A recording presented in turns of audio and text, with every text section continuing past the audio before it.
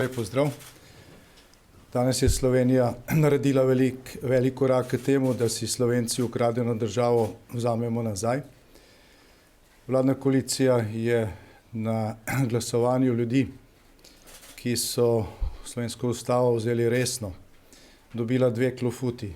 Prvo zaradi tega, ker je bil zavrnjen slab, pravzaprav sramoten zakon, s katerim se je želelo neupravičene privilegije dodeliti zgolj peščici na podlagi odločanja nekega političnega telesa. Druga, še večja klofuta pa je bila dana predstavnikom izvršilne oblasti, ki so pozivali ljudi na bojkot. Prvič v zgodovini samostojne Slovenije se je zgodilo, da so tisti, ki so sicer svojo koalicijsko pogodbo zapisali, da bodo spodbujali udeležbo na volitvah in referendumih, volivce pozivali na bojkot. Računali so na to, da bo sicer zelo visok kvorum za veljavnost referenduma težko dosežen, vendar je bil ne samo dosežen, bil je oziroma bo močno presežen.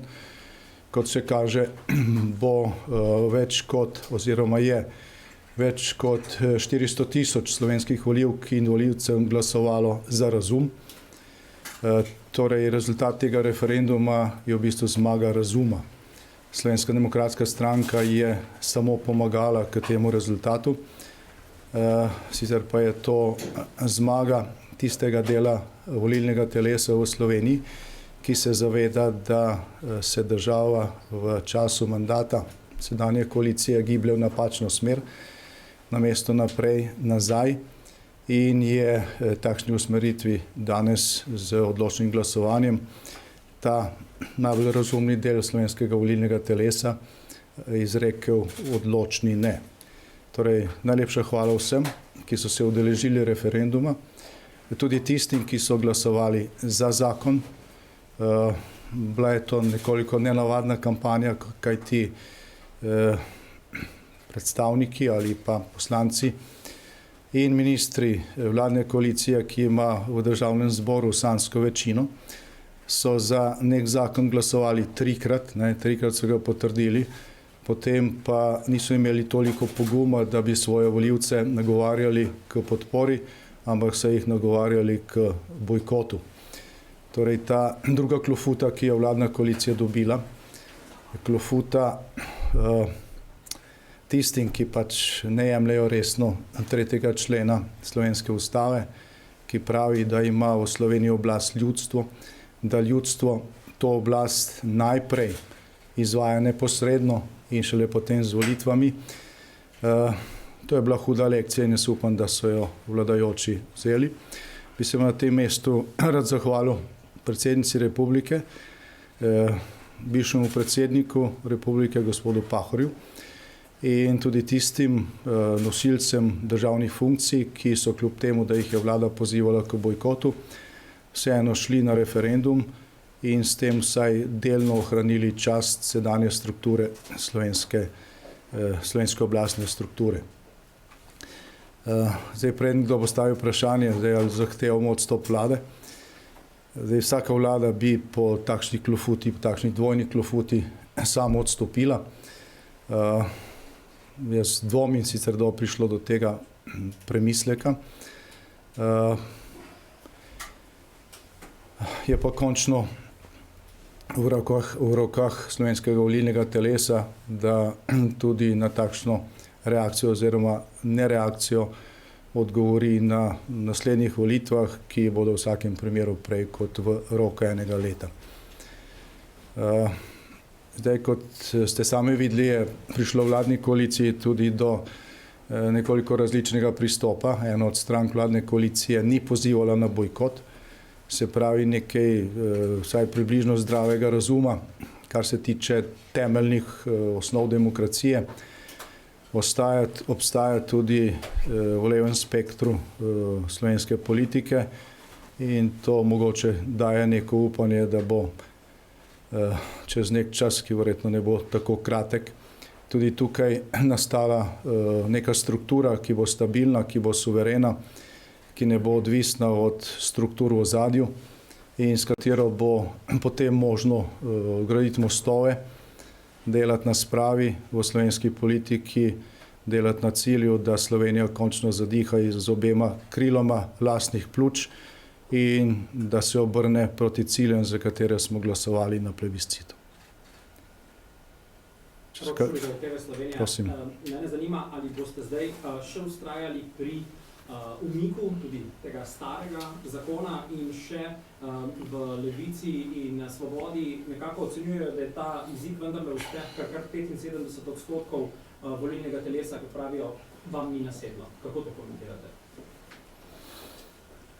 No, po tej logiki bi mi lahko razglasili zmago tudi pred 3 leti na državnozborskih volitvah, ker bi jih svojemu rezultatu glasovali še vse tiste, ki niso glasovali za Svobodo, ampak so ostali doma. Mislim, takšno tolmačenje volilnih rezultatov ali pa referendumskih rezultatov je pač skregano za vsako logiko. Še glede zakona, če boste vztrajali pri starem oziroma pri njegovem umiku? Zdaj, ena od velikih neresnic, ki se je širila tekom kampanje, je to, da eno leto po referendumu ni možno sprejeti nobenega zakona, ki obravnava enako temo. Zdaj, to ni res. V roku enega leta ni možno sprejeti oziroma se ne sme sprejeti nobenega zakona, ki je v nasprotju z voljo ljudi izražena na referendumu, ker je tukaj bila volja ljudi na referendumu, ker je bil celo bistveno presežen potrebni kvorum, jasno izražena, se pravi, ljudje so proti takšnim privilegijem, je popolnoma jasno, da je ljudska volja obrnjena v smer podpore zakonu, ki smo ga vložili in ki odpravlja zakon iz leta 1974. In pričakujemo, da bo vladna koalicija glasovala za ta zakon in da se ne bo zgovarjala na to, da se zdaj stvari v bistvu nič ne spreminjajo. Zdaj, če lahko še komentiram nekaj izjav vladnih predstavnikov danes, moram reči, da smo se zelo smejali, ko so rekli, saj se ne bo nič spremenilo. Tudi če ta zakon pade, saj je vse isto. Ne vem, zakaj so pol zakon predlagali. Če je enako tisti, kot je bil sprejet pred 40 ali pa 50 leti. Seveda se je spremenilo, vse se je spremenilo. Ljudje so danes odločno rekli ne neupravičenim privilegijem, ne glede na to, pod kakšno značko se te privilegiji zamaskirajo. Ljudje danes niso glasovali proti slovenski kulturi, glasovali so v obrambo slovenske kulture proti izničevanju njenega temeljnega pomena, njene vloge v slovenski zgodovini in glasovali so proti norčevanju slovenske kulture. Luka Mlakar, gospod Janša, današnja referendumska zmaga pomeni, da boste stopnjevali v bistvu dovolitev pritisk na koalicijo, na sedanjo vlado z kakšnimi novimi pobudami za referendume in kako gledate v bistvu na ta referendumski uspeh iz prizme prihodnjih volitev, kjer je vaša želja, se pravi oblikovanje naše četrte vlade, nove desne vlade? Torej, kot sem dejal na začetku, danes je bil storjen prvi zelo velik korak k cilju, da si Slovenci ukradeno državo vzamemo nazaj, da se smer razvoja obrne v prihodnost, ne v preteklost, da pridemo neko situacijo, ko se bomo praznikov veselili skupaj z našimi evropskimi in ameriškimi zavezniki, ne pa s tistimi, ki v Moskvi proslavljajo nekaj, kar je že zdavnaj minilo, zgodovino pa z vojno v Ukrajini ponavljajo.